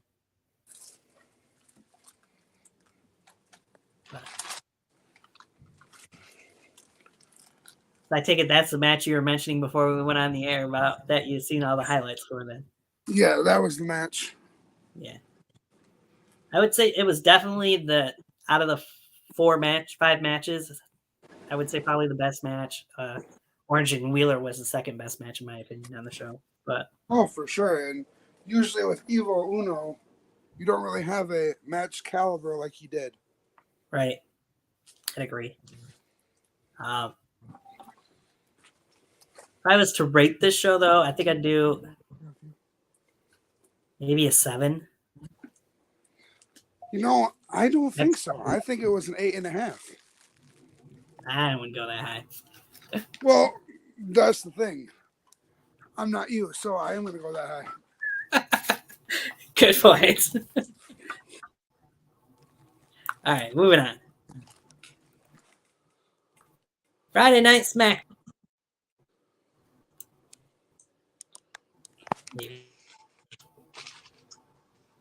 Oh, I had it and then it went away. Shame on it. So, kick off the show, of course, doing the highlights of everything that happened in Elimination Chamber. Caleb Braxton catches Jimmy Uso coming in the arena, and we find out that Jimmy's supposed to have a meeting with his brother Jay in the middle of the ring at the end of the night. Jimmy says, kind of skeptically, that Jay would be there. From that, we go into the first match of the night. You get the odd tandem of Madcap Moss, Ricochet, and Braun Strowman going up against Imperium. Ricochet and Braun Strowman looked good in this 6-man tag match. If you notice, though, it was as soon as they tag in Madcap, the match pretty much ended. Oh, yeah. Gunther took out Madcap pretty quick and easily. Again, Braun and Ricochet looked good at points during it, but once Madcap was tagged in, he was taken out. Drew McIntyre came out during the match. He got a big pop from the crowd as he came out to the entranceway. You knew something was going on because you could see on the camera all the people looking towards the entranceway instead of the ring. Then after the match, you get a stare down between Drew and Gunther, and then that's interrupted as Drew takes off the coat and starts heading towards the ring as gets attacked from behind by the Viking Raiders.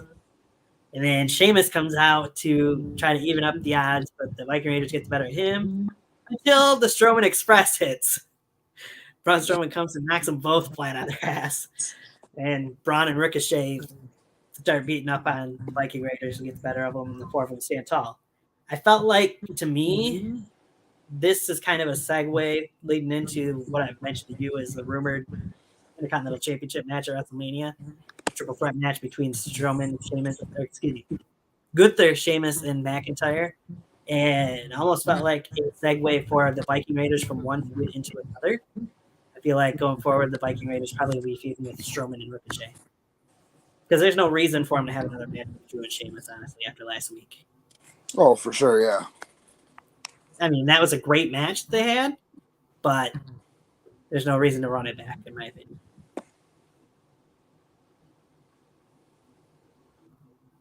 Drew and Sheamus got bigger and better things going towards WrestleMania.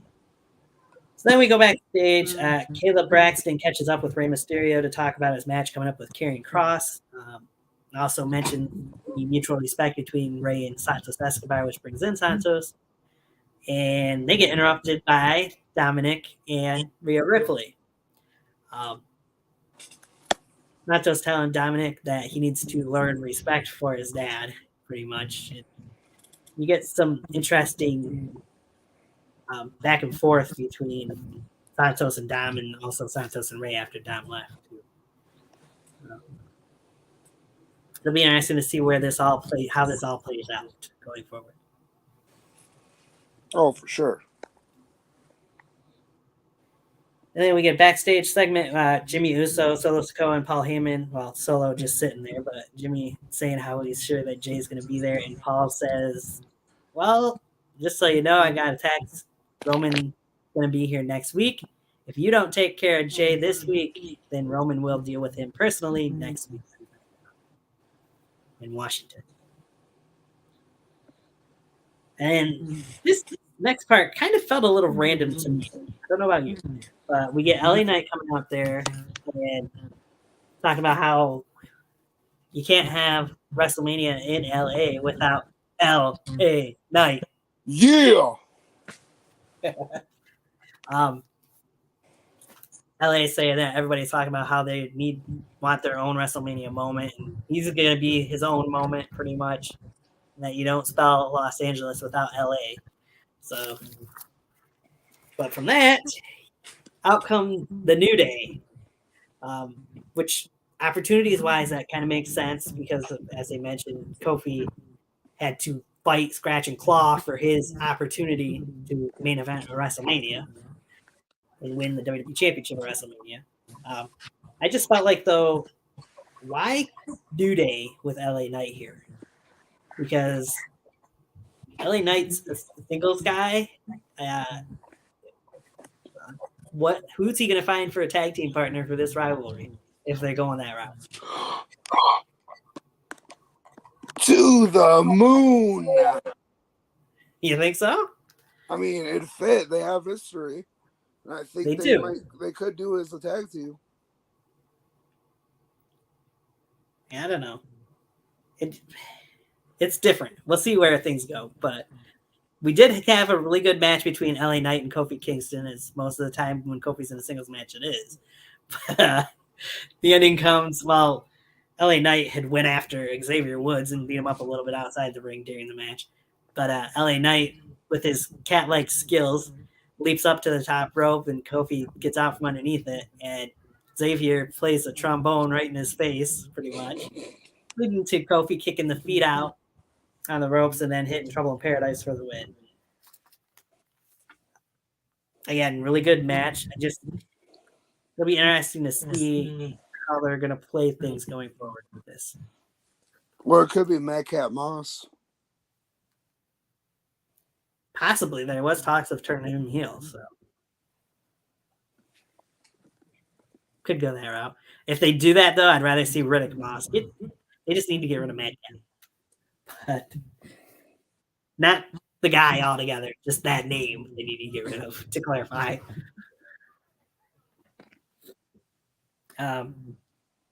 Then out comes the Queen. Charlotte Flair comes out and talks about the whole match that her and Rhea had 3 years ago and all the same stuff that we heard in the sit-down promo with Michael Cole pretty much last week. And she calls out Rhea to talk to her face-to-face, but instead of Rhea, she gets Dom. She gets mommy's bitch. Yes, she does. The best thing that came out of this whole segment was Charlotte telling Dom that she has her own real Latino man at home. Andrade. Yes. There's been some interesting things going on social media after that promo too, because Murphy's kind of gotten a little involved in it and how he's actually Rhea Ripley's real Latino guy back at home instead of Dom, real man. But that was the main thing that stuck out to me in the whole promo. I mean, Dominic mentioning how he's a third-generation superstar and Charlotte's a second-generation superstar. All that crap in there. But eventually, Rhea Ripley finally does come out, but we just get a little stare down there. And Dom pulls Rhea away, and then Rhea goes back in the ring, and they have another stare down, and we get nothing else out of it besides that.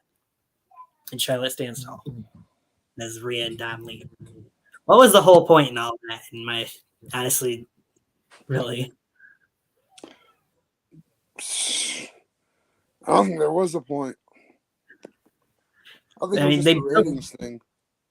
That's got to be it, because they built up to that all week, to that point of Rhea coming on the show and having the face-to-face. And then you get nothing really out of it. Anyway, then we go into the next match. Natalia's out there with Tegan Knox in her corner, which was very surprising.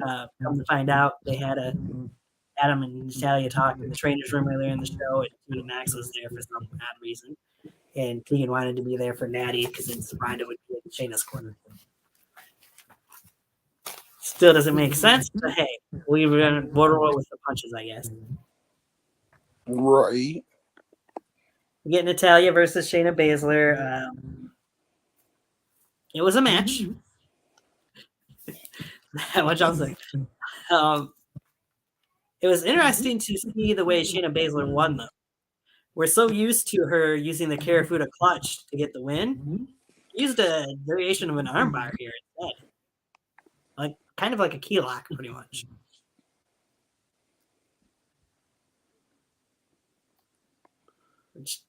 She is a submission magician, but still, you don't usually see her using other submissions to win matches. That's my whole point.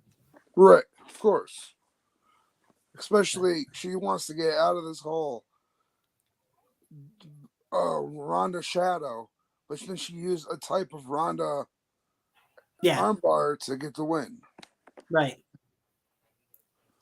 Seems strange.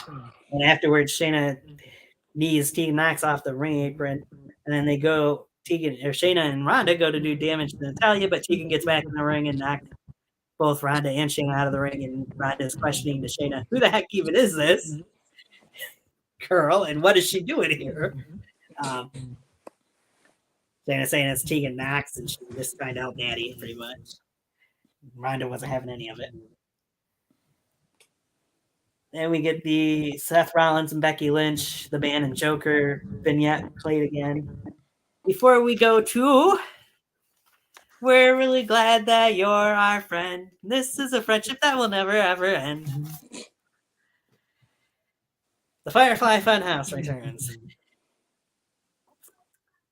Interesting Firefly Funhouse, to say the least. We get a game show. We get the weather with Uncle Howdy. We get, apparently, some people on social media are saying the narrator sounded very familiar. Oh, yes, he did. I didn't actually pick up on it until on social media either. I mean, it was quite insane, which is how familiar that voice was. Right? Or insane. Oh. Not Zane either. Sane. It'll be interesting to see if he's actually going to be brought in as part of that faction. I think he will. He's been rumored to come back. Right. And his contract with Impact did expire at the end of last year. So. Well, it expired when they killed him off. I mean, he's dead. Yeah, that's true. Not like they haven't killed people all.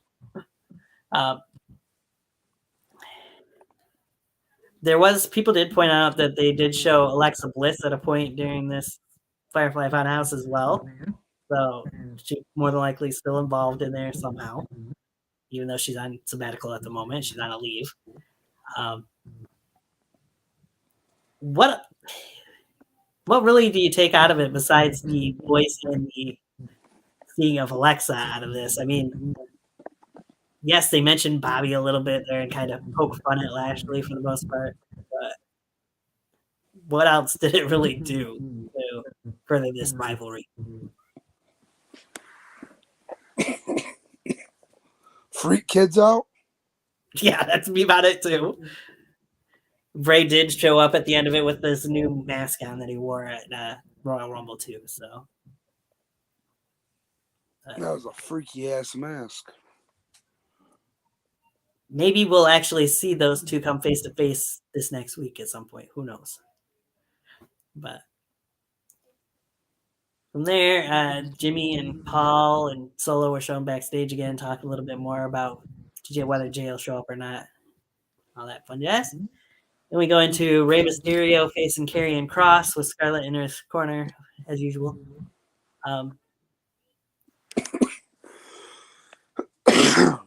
This match felt like it was a little more back and forth than the match that they had a few weeks back on SmackDown. Because I felt like Karrion Kross pretty much dominated the match weeks back.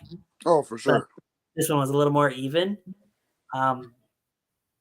Unfortunately for Ray, it looks like he was going to win it, except for he goes for a 619 and gets pulled out of the ring by his son. Dominic, who we knew was there. Dom causes the distraction. Ray turns right into a cross hammer from Karrion Kross to the face instead of the back of the head, which I thought that looked even more devastating than when he usually hits it to the back of the head, honestly. And then the cross jacket, Ray passes out to that. Karrion Kross wins. The biggest win I honestly would say that's probably the biggest win for Karrion Kross so far since his return. Yeah. So, yes, he had a little bit of help from a distraction from Dom, but it was Dom, so it really doesn't matter. Right. Looked good there. And then afterwards, Dom gets in the ring and he's pushing his dad, and Ray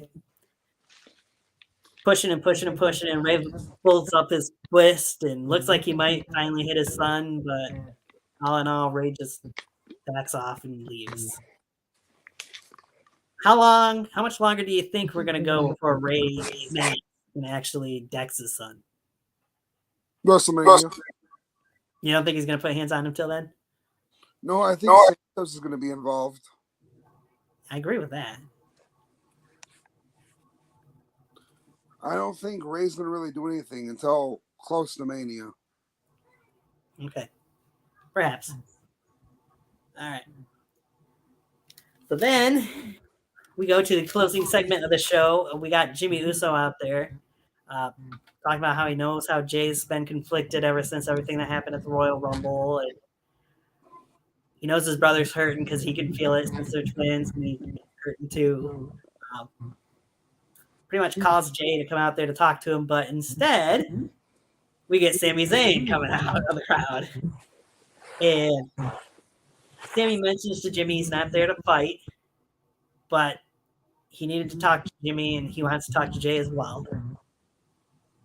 He needed to make it clear to Jimmy, though, that he felt really betrayed and hurt by Jimmy because they were dogs. Jimmy was his dog from the start of the bloodline, being in the bloodline. Jimmy accepted him into the bloodline before anybody else did. And it didn't take Jimmy 2 seconds to decide to super kick Sami after Sami pulled the trigger and hit Roman in the back of the back with the steel chair.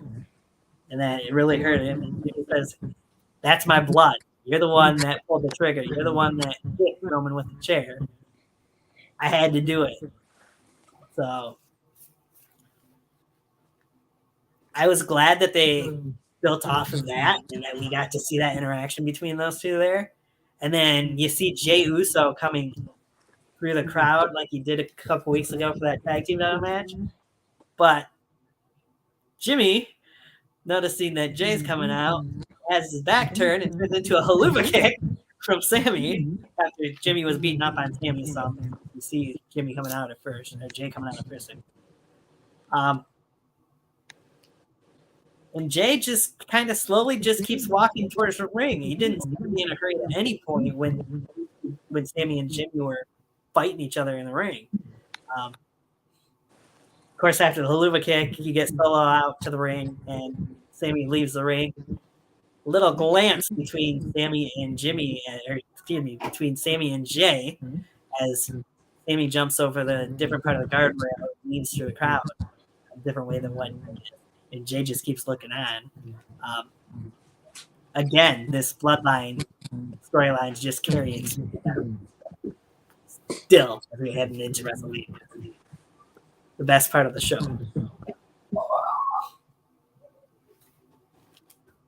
What'd you take out of all that?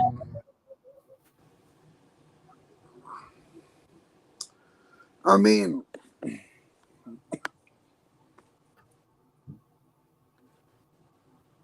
it's like saying this bloodline is about one person, and it's not Roman.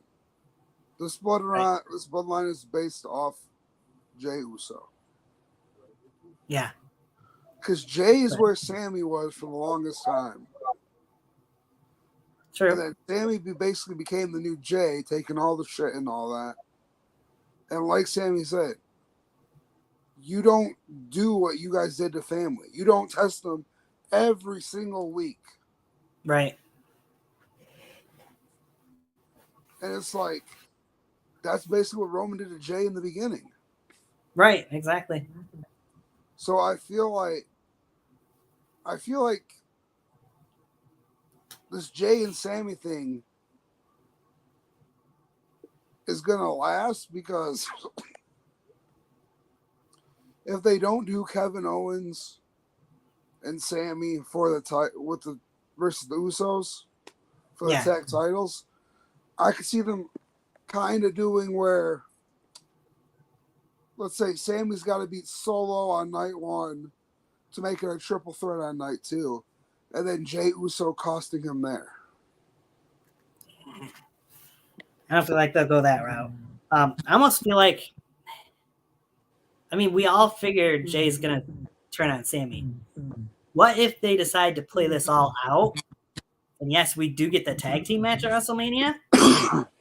But the question is Jay actually with his brother? Or is Jay the alliance still with Sami going into the match? And then Jay turns on his brother mid-match? Possibly. I mean, that would be good. I would be fine with that. Have Jay turn on the bloodline there and not actually have him turn on Sami at any point leading into it. Why not? That'd be something different. Right. Be something fresh, something new. Not that we haven't seen brother versus brother rivalries in WWE before, but not to this extent, I would say, personally. It'd be a lot different than a Brett and Owen situation, so as to say. All in all, what would you grade SmackDown? 7. That's where we differ, because I would give it an 8. Well, once you again, say Dynamite was the best. You'd say SmackDown's the best. Well, once again, I'm not you, so I'll stick with the 7. You do that. All right. Rampage. So, I mentioned this to you before we went on the air. I'll mention it again. I feel like wrestling-wise, this was the best show of the 2 AEW programs. Bar none. And probably the best Rampage I've seen in a really long time. Right. It started off with Aussie Open, Kyle Fletcher and Mark Davis versus the Young Bucks, Nick and Matt Jackson, who haven't had a whole lot of tag team matches other than trios matches in the last couple of years. Oh, they mentioned that plenty of times. But this match tore the house down. These 4 guys, it was amazing. I'm not as big of a Young Bucks hater as what Buster Boy is. I have gone on record before saying I'm not a huge fan of the Young Bucks. But man, these guys have been incredible ever since they returned to the Elite, in my opinion. And they can't miss. I wish Buster Boy was here to hear what he had to say about it, but he's not. So,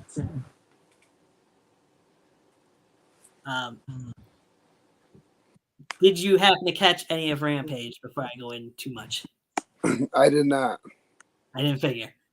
You should. This match alone definitely should. The fact that at the end here they had Mark Davis had Kyle Fletcher kind of in his own tag team partner, caught in a tombstone position from the Young Bucks, and they super kicked Mark Davis's knees to make him drop Kyle Fletcher into the tombstone, and then hit a BTE trigger on Kyle Fletcher to get the win. That was incredible. There was a lot of big spots besides that. That was just the ending. Okay. Tony Storm went against Willow Nightingale in the next match. I haven't seen a lot of Willow Nightingale. I haven't seen really any of her outside of AEW, but she impresses me more and more every time I see her AEW programming. She had a good match here with Tony. Of course, Tony gets the win. After the match, Saraya brought out the spray paint. They were going to spray paint Willow, but Ruby came out to make the save. And then you get Jamie and Dr. Britt out to get a whole brawl on there again. A little bit of one. Then you get the squash match of the show, the only match that you don't have to watch, but it's still fun to watch because it's Lance Archer. The Murderhawk Monster goes up against Bryce Saturn, and he beats the living crap out of him. Lance Archer was using a version of the Razor's Edge for his finisher. Not no more. He's using a Stan Hansen lariat now for his finisher. Oh, jeez. His lariat, though, was damn impressive that he hit here. So, just a short arm lariat is what it was. And then the main event was Sammy Guevara and Action Andretti. And I've been a big fan of Action Andretti since he debuted in that match against Chris Jericho. This was another, not to steal a catchphrase from Sheamus, but banger. After banger. After banger. These two put on a great match. I've always been a big fan of Sammy Guevara. His athleticism and stuff he can do in the ring. Unfortunately, Daniel Garcia was out there with Sammy, and he gets involved in the end of it and costs Action Andretti the match. Sammy gets the GTH and gets the 1-2-3. Those two men, Action Andretti and Sammy Guevara, will be in the Casino ladder match this upcoming week, with the winner going on to get a TNT title shot at some point. Which I can reveal more of that here in just a minute. I would say Rampage-wise, I'd give that even a higher grade than Dynamite. Give that a 7.5. 7 for Dynamite, honestly. All right. What?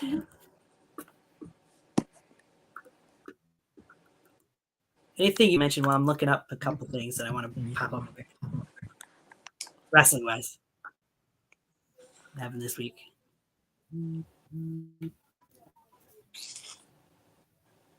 Not that I can think of off the top of my head. I mean, there's the whole King of the Ring announcement. I'll get to that in a minute. Uh-oh. Oh, okay. Never mind. Apparently Jake the Snake went through a lot of things in his childhood, and was on the WWE on A&E show this week, which some people were probably watching over this. I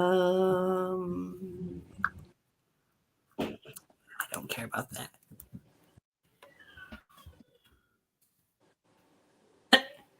Yeah, Dominic on his show, Sheamus did this week. Alrighty. His YouTube channel. All right, let me get what I'm looking for here to pop up. So one of the big news coming from WWE, you usually can't see him, but next week on Monday Night Raw and TD Garden, John Cena returns. Let's go, Cena. Cena sucks. Huh. Fun fact, Asuka has never defeated Carmella in a one-on-one match. Oh, that'll change. Yeah, I know, right? Yeah, you have one that shows all of them, though, instead of just those individual things. You got that for that. Yep. Might not.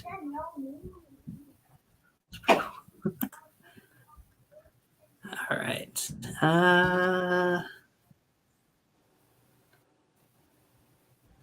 Might not be able to find what I'm looking for here. There was a lot of news on the WWE 2K video game this week. 2K23, they had the ratings revealed all this week. Becky Lynch is the highest rated female in WWE video game history at a 96. Got the highest rating for any male star in WWE games as well. He is a 99.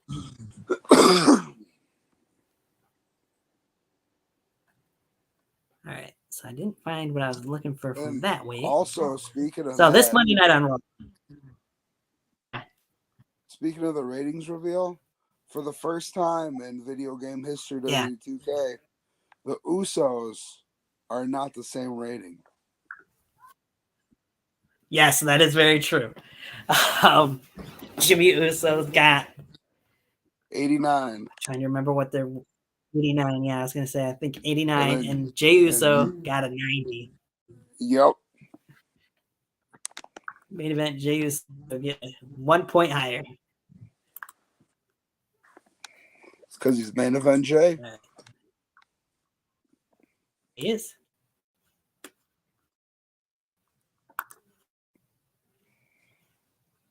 You know, there it goes. I'll test this out. Hey, that does look better.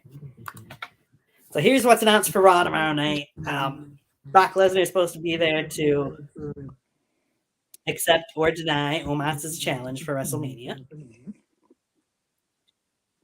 And you got Becky Lynch and Lita facing Dakota Kai and Io Sky for the women's tag team titles, which I'm sure will probably be the main event. Bayley in their corner.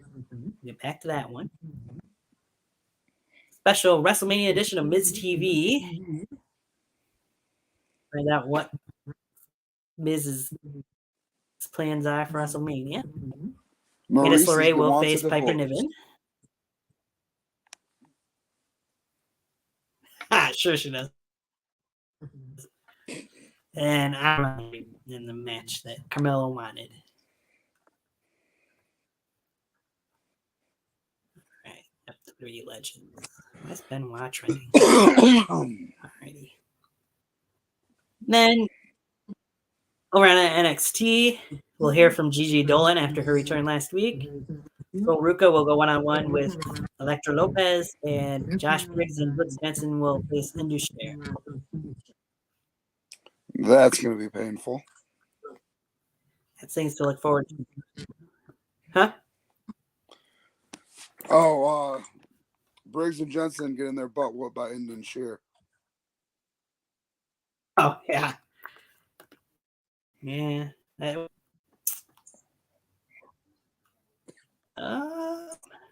Let's see if I can find the other thing I was looking for.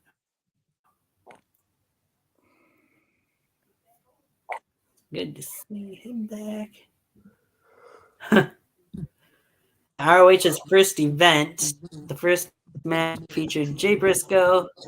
So it's only fitting that ROH World Tag Team Champion Mark Briscoe versus ROH veteran Slim J in the first match on the first episode of the new era of Ring of Honor this Thursday at 7. Okay. Interesting. That's only on Honor Club, their version of the WWE Network, pretty much. Which is stupid because they should have it on actual TV, but that's my opinion.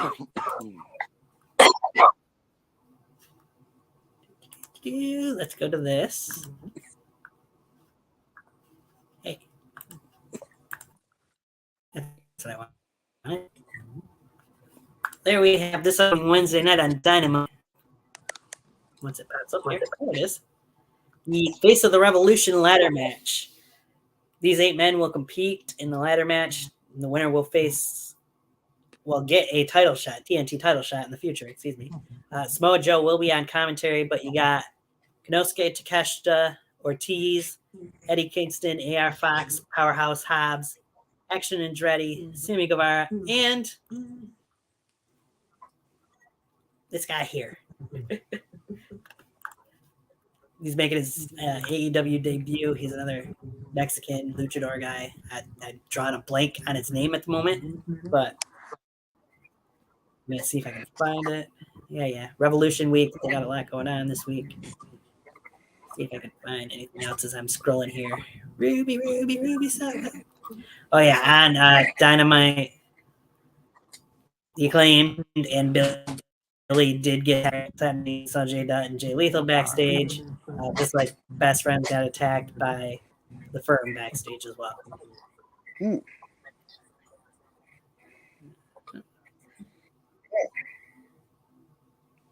Oh. Main event for that first episode of Ring of Honor being back, AR Fox versus Claudio Castagnoli for the ROH World title.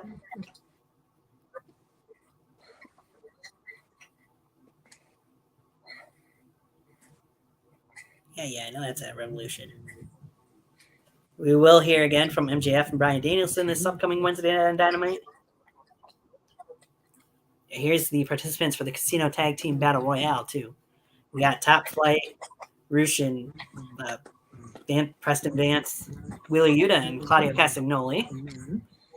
Aussie Open, Matt Menard and Angelo from JAS, Best Friends, Lucha Brothers, Butcher and Blade. Oh, wow, I didn't even realize that. John Silver and Alex Reynolds, and then you also got the OGK,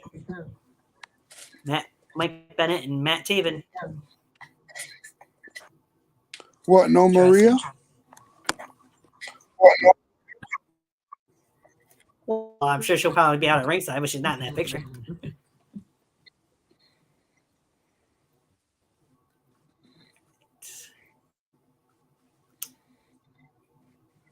Being calls the winner. Yeah, Commander, that's right. That's his name. That's a luchador that'll be in the Face of the Revolution ladder match. Yeah, Texas Death Match, Moxley and Hangman.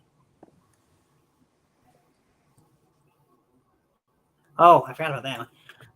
Hook defends the FTW Championship against Matt Hardy as well this upcoming Wednesday night on Dynamite.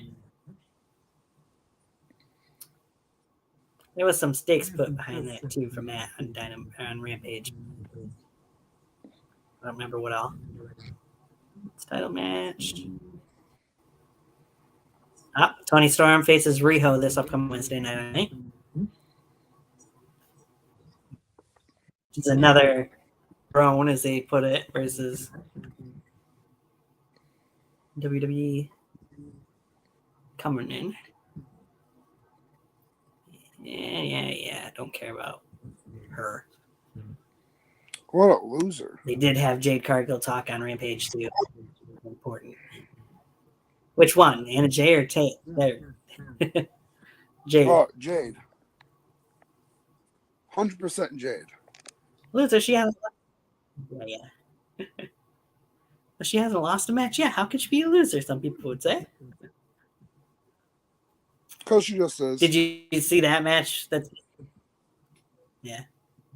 I don't remember if that's that's not at the pay-per-view. I think that's supposed to be at Dynamite. Dustin Rhodes, Keith Lee facing off against Swerve and Parker. Thank you. So, yeah. Pretty Peter Avalon does get a chance for redemption against Chris Jericho this week on Dynamite as well. Because that'll actually be a match.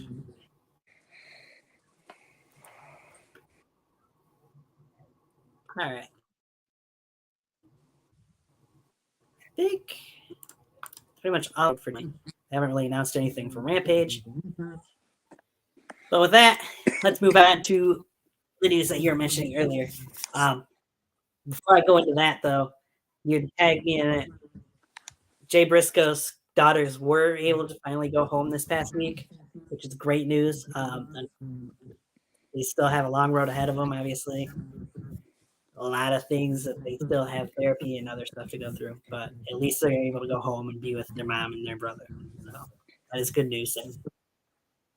The bigger news, as you mentioned, kind of foreshadowed, the King of the Ring returning in May, May 26th or something like that. The King of the Ring and Queen of the Ring. Didn't say the Queen's Crown this time, it said Queen of the Ring. Which is great that it's going to have its own premium live event. I'm conflicted, though, for two reasons. One, I'd rather it come back and be on Father's Day, like it was a Father's Day annual tradition back in the day. Two, rumor has it that premium live event is going to take place in Saudi Arabia. No. Yes. Well, I guess Sami Zayn ain't going to be King of the Ring. Right? I'll have to win the Money in the Bank instead. I can see them doing that. I can see him doing that too. Especially if he stays as hot as he is now and the crowd stays behind him as much as they are now.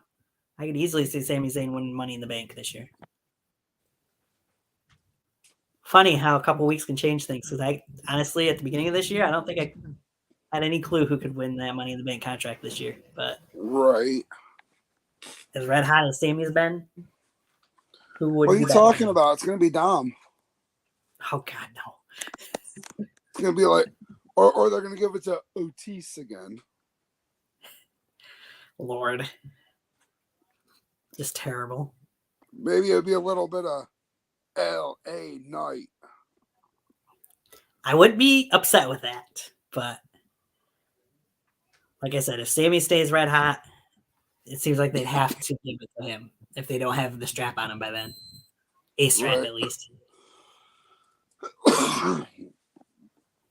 I don't think they'll put a title on him, though, especially with all the Saudi shows. I don't know. I know that's what a lot of people are saying, too. They're not sure how this one is. Because you got 2 Saudi shows usually in a year. But we'll see.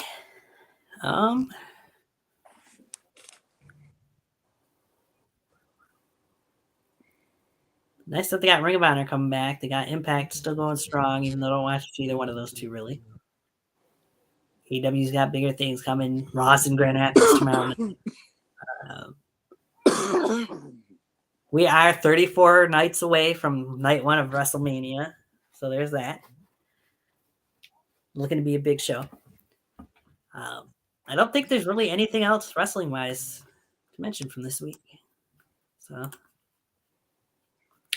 but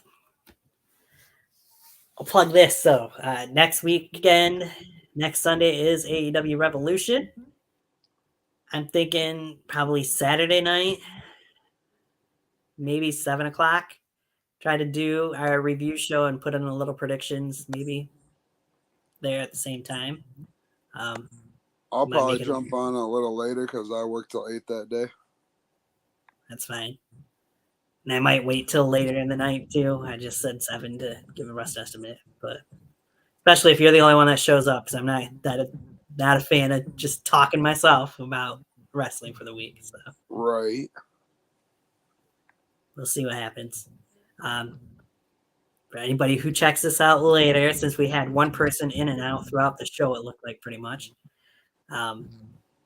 Just stay tuned to social media. I'll keep you informed throughout the week as to when exactly we'll be on the air next weekend. But it more than likely will be Saturday night with the pay-per-view AEW Revolution being next Sunday at 8. So and then after that, we can go back to our Sundays up until WrestleMania week, which is going to be a very busy week, of course. Not only for WWE, but we'll be on here. I'm thinking that week, maybe Friday, try to do a WrestleMania Night 1 and NXT prediction show for Stand and Deliver. And then possibly on Saturday, after NXT Stand and Deliver is over at some point, before WrestleMania Night 1 starts, then we'll do a WrestleMania Night 2 prediction show, if possible. I know I took that Saturday and Sunday both off, and I'm getting out of work at 5 o'clock that Friday. So we'll see what happens with that. Right. As of right now, I'm looking at 6 o'clock that Friday, probably to go on the 5:36 somewhere on March 30th, whatever it is that day. I'm gonna make myself double check because I don't want to miss. March has 31. Okay, yeah, I was right the first time. So that would be in 4 weeks from this upcoming Friday.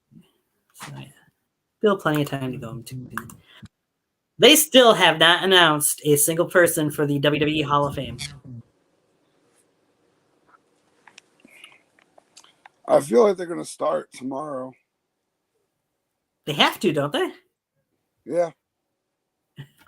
I mean, last year they had announced it this past week during that week of right after Elimination Chamber. They announced The Undertaker going in last year.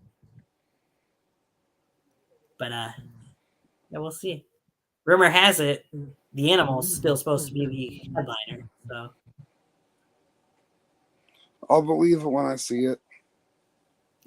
Right. But they gotta announce it soon because ticket sales have to be starting soon if they're not already. Well, I mean they've already got to be out there because it's going to be right after SmackDown in the arena again. So maybe that's why they don't really care if they pop it up right away this year. Who knows? But it should be interesting to see who goes in there in LA.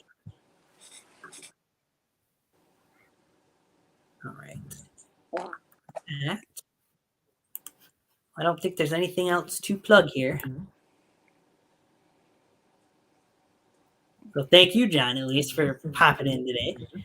No problem. Appreciate it. We'll catch you guys next week. Again, sometime, probably Saturday, since AEW Revolution's on Sunday. I know I'll be working till 6 o'clock on Sunday, so it'd have to be a quick video if we did do Sunday before the pay-per-view started the day. Well, I'd rather do it Saturday. We'll see you guys sometime next week. good.